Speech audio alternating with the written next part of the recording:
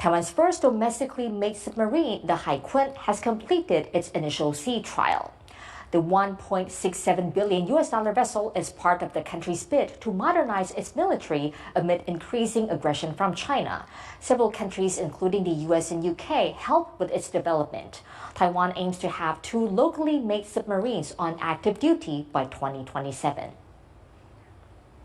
For more on the latest progress, our defense reporter Hai Kun spoke to David Sachs, a security analyst with the Council on Foreign Relations.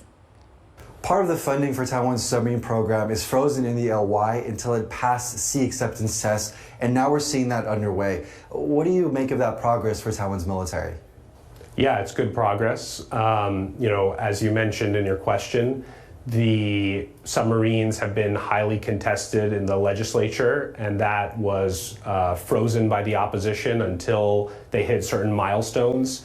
So I think that, hopefully that is now going to be unfrozen if the submarine continues to make progress. Again, you can argue, is that money best spent on submarines, or is it best spent on other capabilities, dollar for dollar?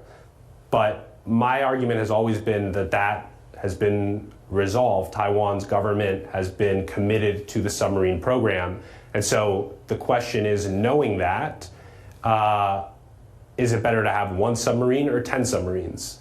And given the kind of sunk cost to this program for Taiwan, if all it did was end up with 1 submarine, that would be a huge waste, right? All the R&D, all the man hours that it's taken to develop this platform, to manufacture it in Taiwan, and now to test it. I mean, your unit costs are going to go down the more you make, because in my view, it is an asymmetric capability. We know that China struggles, at least to this point, with anti-submarine warfare.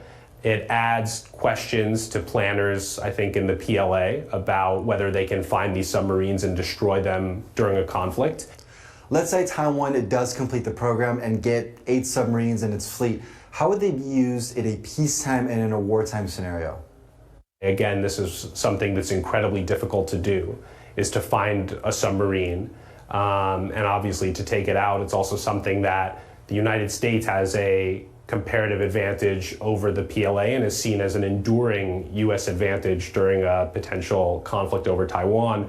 So I think that it adds uncertainty to the Chinese planners.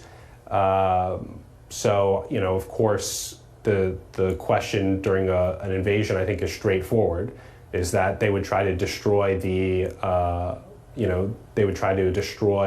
invading forces crossing the strait. With these new capabilities, do you think Taiwan has a chance to do some sort of intelligence sharing with the United States and partners, given that it's able to operate in the same area as these countries?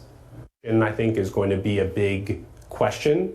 If the U.S. Navy is obviously going to bring to bear its own submarines in a potential conflict over Taiwan, then there's going to have to be some level of understanding about the water management between the U.S. Navy and Taiwan's Navy, and which side is going to do what. So that conversation will have to happen. On whether there's going to be intelligence sharing or opportunities for that.